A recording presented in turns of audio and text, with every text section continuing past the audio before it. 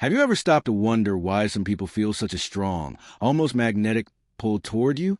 Is it because of your looks, your personality, or your charisma? Or is there something far deeper at play? Something happening beneath the surface that even you might not be aware of?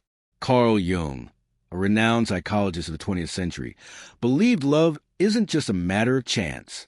According to him, people don't fall for you randomly. In fact, they fall in love with you for two powerful reasons, both deeply tied to the unconscious mind. In this video, we'll explore Jung's fascinating views on love, projection, and the concept of anima and animus. You'll discover that people aren't just drawn to you for who you seem to be, but for what you unconsciously represent in their inner world.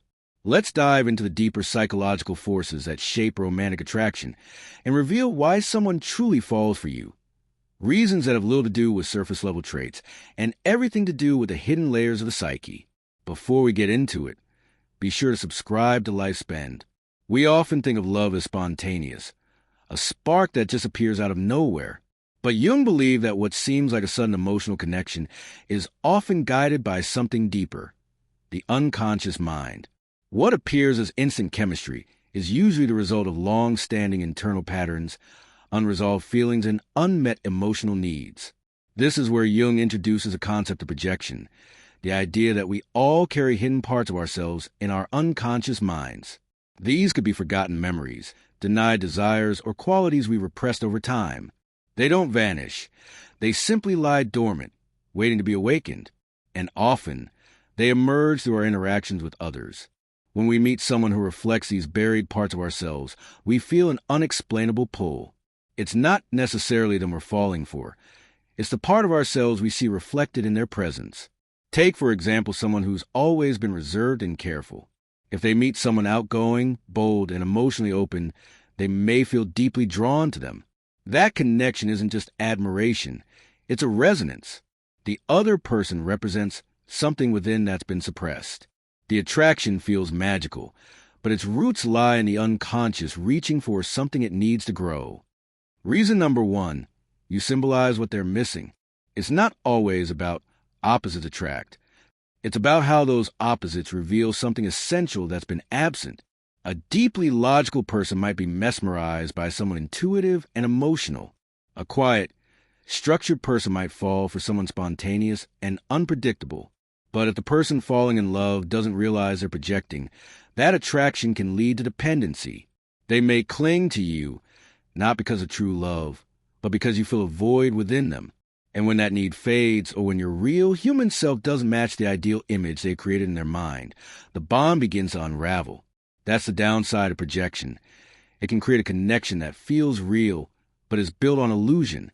When reality sets in and the fantasy fades, the relationship often falls apart.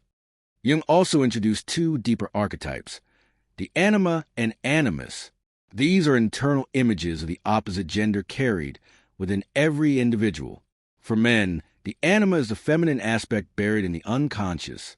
For women, the animus represents the unconscious masculine. These images aren't shaped by modern preferences or cultural norms.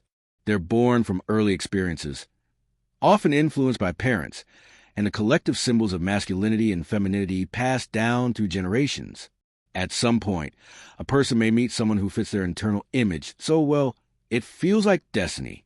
There's an immediate sense of recognition, as though you've known this person forever. But Jung warned, this isn't soulmates or fate. It's your unconscious recognizing a symbol it's been carrying for a long time. Reason number two, you activate an inner archetype ***. When someone meets you and feels that overwhelming emotional connection, it's often because you awaken a deep-seated image within them. You may not resemble that image on the outside, but your energy, your essence, your presence brings it to life. This is why some connections feel unexplainable, powerful, even irrational. The other person isn't just attracted to you, but to the unconscious figure you seem to represent in their mind. You become the screen for a deeply personal and emotional projection. But there's a catch. Once your true self starts to shine through, with your own complexities and imperfections, the illusion can break. What once felt ideal begins to feel confusing. And what seemed like a magical connection might begin to fall apart as reality challenges a fantasy. This is why so many relationships that start with intensity eventually collapse. They weren't built on genuine understanding, but on inner projections trying to act themselves out in real life. If you're finding this eye-opening, feel free to share this video with someone who might need it. And if you'd like to support Mental Dose, click the thanks button below. Every bit helps us keep creating content that makes you think deeply. Jung didn't see projection as a failure. Instead, he believed it plays a crucial role in our personal growth. Falling in love isn't just emotional, it's transformational. Every person you fall for acts as a mirror, showing you a part of yourself. Some reflect your hidden strengths, others expose your insecurities, but all of them serve one purpose: to guide you toward becoming whole.